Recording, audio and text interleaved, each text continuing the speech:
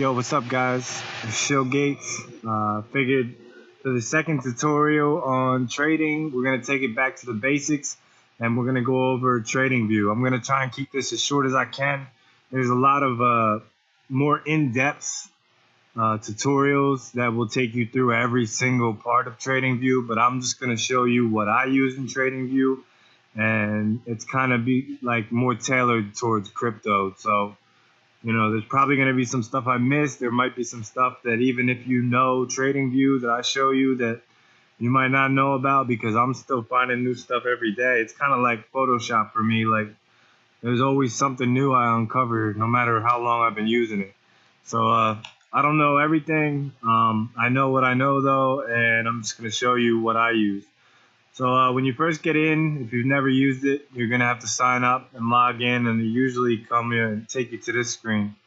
You're going to want to come over here and hit chart, and that'll take you to the charting tools. So the first thing you really need to learn is how to add coins, right? So ignore this. You're going to come up here. You want to hit this little list thing right here, and that'll pop this out. Yours will be blank. So you'll come up here to add symbol, and let's say you wanted Bitcoin, you click BTC, and then you'll get this whole list here. So you have like BTC USD, you got the Euro, all that. Now you want to look over here too. You'll see Coinbase, and down here is Bitfinex, Binance. So it's got all the different exchanges. Now for alts, let's say we'll do Cardano, just because I love Cardano.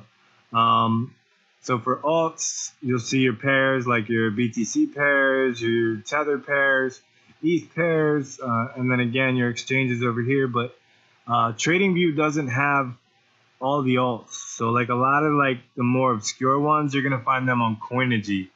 Coinigy only gives you a 30-day trial, whereas TradingView is free, but there's upgrades you got to pay for, and Coinigy, like, you got to just keep making new accounts, so it's super annoying. I refuse to pay for any of these trading platforms.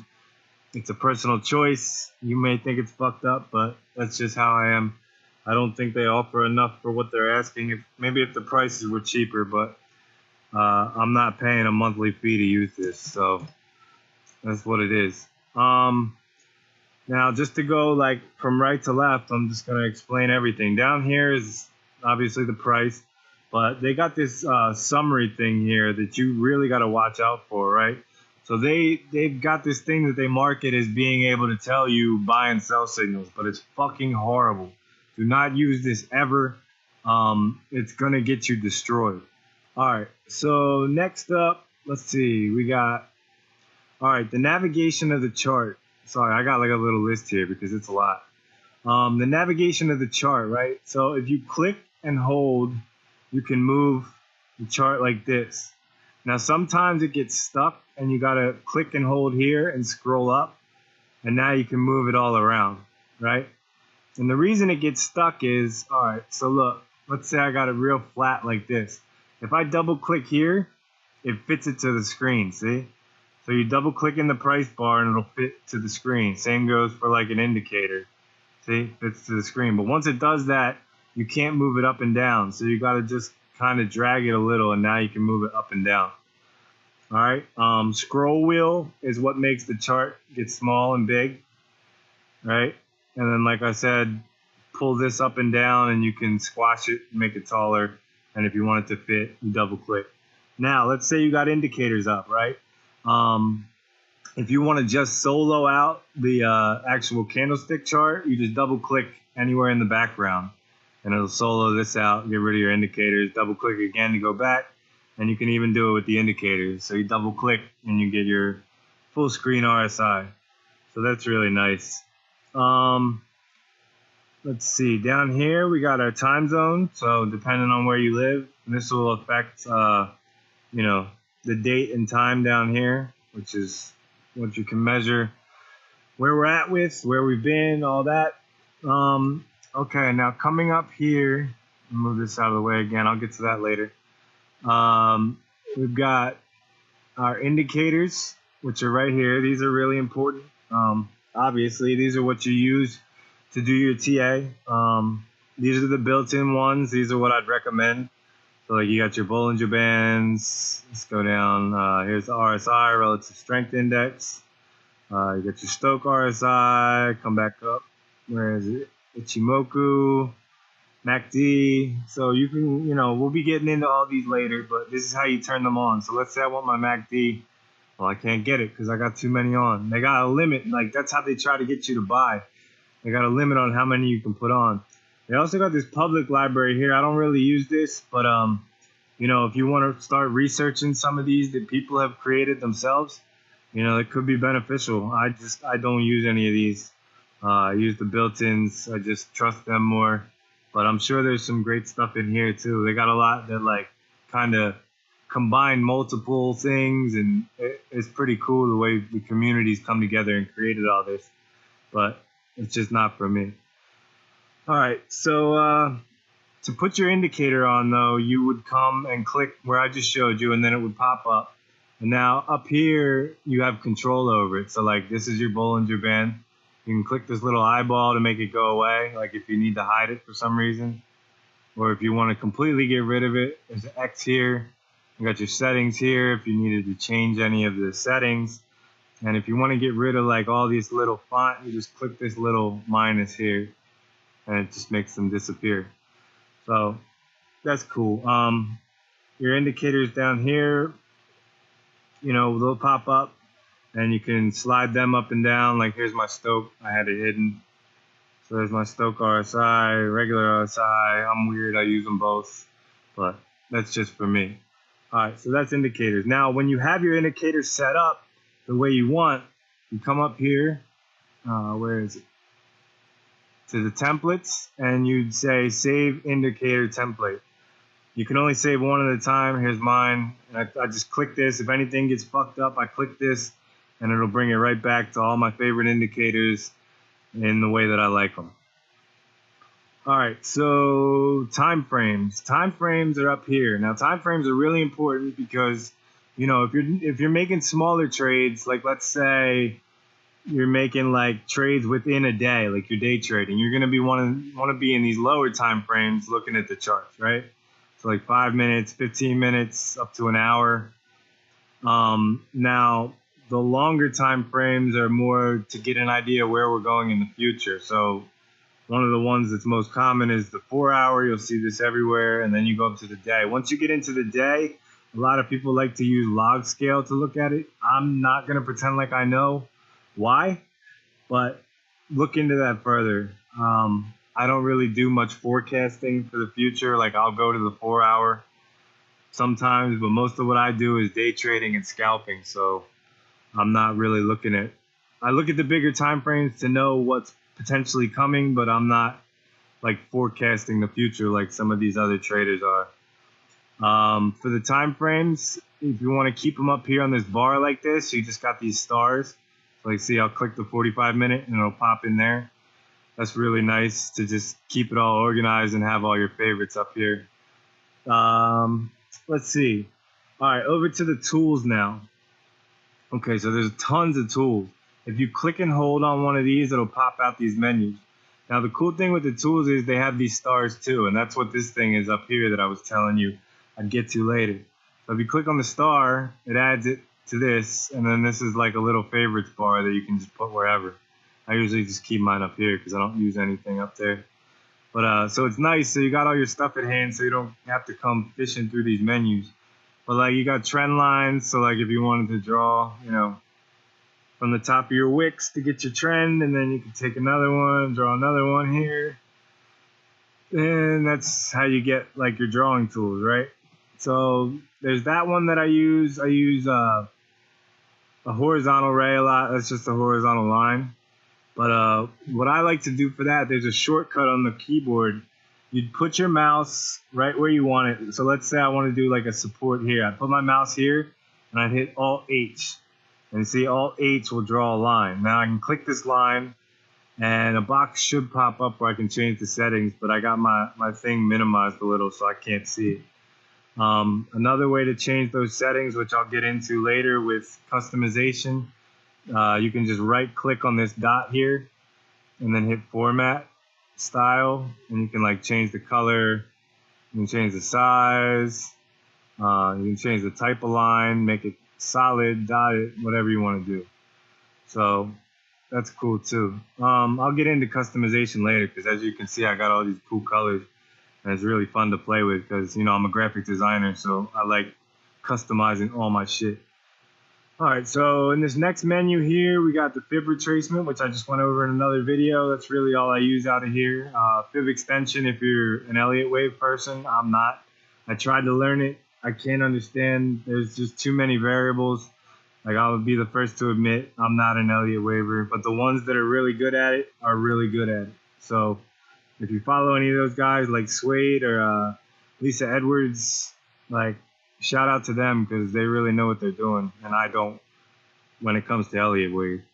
Down here is your brush tool. I use this a lot to like show you guys where price is gonna go. Like, that's how I draw out stuff. That's really good tool for me. And then rectangular boxes, very common. So these are where you put your targets or your supports. You know, if you want to say that I'm gonna set a buy zone down here, like, you just use these boxes to highlight that. And then you got like circles, triangles, all kinds of shapes. Text is really big. Like, if you're trying to explain something and you just want to have your text on here, just got text. I use this one a lot too. Let's see. And that comes with notes, arrows, balloons, all stuff like that. Here's all the Elliott wave stuff. I'm not going to get into that because I don't use it. This is one of my favorite tools. It's called long position, right? So let's say I made a trade and I just got in here on this price line. So I click there, put the long position. Now I can slide these sliders, and you see the percent. So I can slide it and get to whatever percent my target is. So I usually have predetermined like 1 to 5%. And then over here, it'll show me what price I need to set my sell order at to get, what is that, 5.09%. And it's the same down here for your stop loss. So I would set this at like 1%. And that way you can just monitor like where the price action is in reference to what your targets are. Another cool thing with this, like, let's say you had 5,500 as your buy-in. You right click, you click format and the coordinates and the entry price, you just put 5,500 and hit OK, and it'll put it right there for you. So you're not like trying to inch it in and get to the exact price. You can just enter it in like that. I wish they had it for these two, but they don't. Like, where you could just enter an exact percentage, because sometimes it gets really annoying trying to get to right where you want it. But this is my favorite tool. And I also like to layer them, right? So let's say I got this one at 10%, and then I want to see one for 5%. I'll just click it and lay it right over, put this on 5, and I'm a like symmetry freak, so I'll just square them all up. You'll see these on my charts a lot, like when I post on Twitter. So I love this tool. Like, I use it all the time. And a lot of people don't really seem to know about it.